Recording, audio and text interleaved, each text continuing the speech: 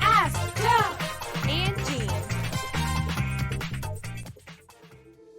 Emma, do you ever feel like Carter sets the bar too high for us? His expectations are unreal. Yes. It's like he wants us to move mountains with a shovel. I can't keep up.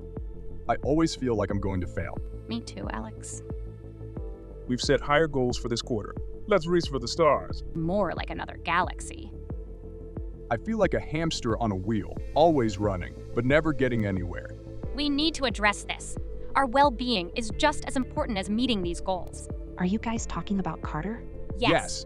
His goals for this quarter are crazy. We'll never be good enough for him. Sometimes I wonder if any of us are meeting his expectations.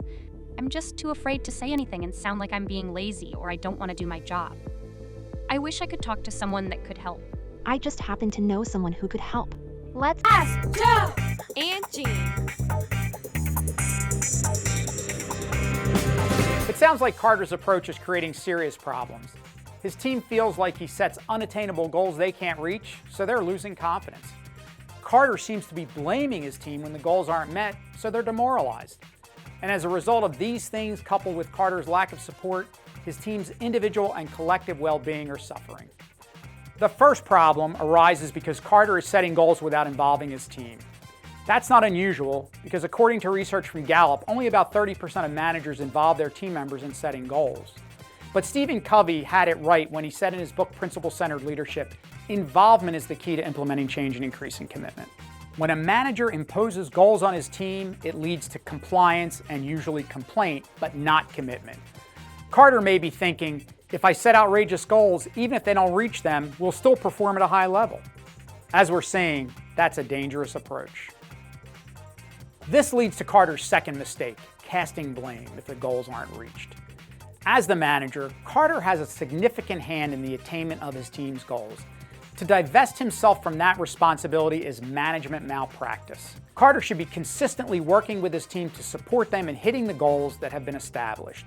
He should be offering support that increases people's skill level, as well as support that raises people's confidence and motivation.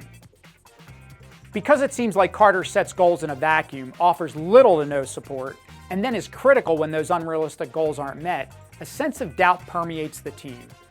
This insidious feeling can lead to indecision and withdrawal, neither of which are healthy. The team should discuss this with Carter at their next team meeting, using that time to explain how his approach makes them feel while listening to understand his position. Entering the discussion with the mindset of, we want our team to be successful, while giving Carter the benefit of the doubt are critical factors in making the conversation productive. Suggestions the team can offer Carter that may lead to greater goal attainment include: first, involve us in goal setting. Second, meet with us individually to offer support so we can each succeed. And finally, spend an equal amount of time, if not more time, dissecting and celebrating our successes with debriefing our failures. Taking an approach that balances Carter's needs and the needs of the team should begin the path which will lead to a happy and productive team who shatter their goals. If you have a leadership question, please contact me at askjoe@mycuservices.com. I'd love to help. Have a leadership concern and don't know where to turn? Ask Joe and Jeanne. Send your questions to askjoe@mycuservices.com.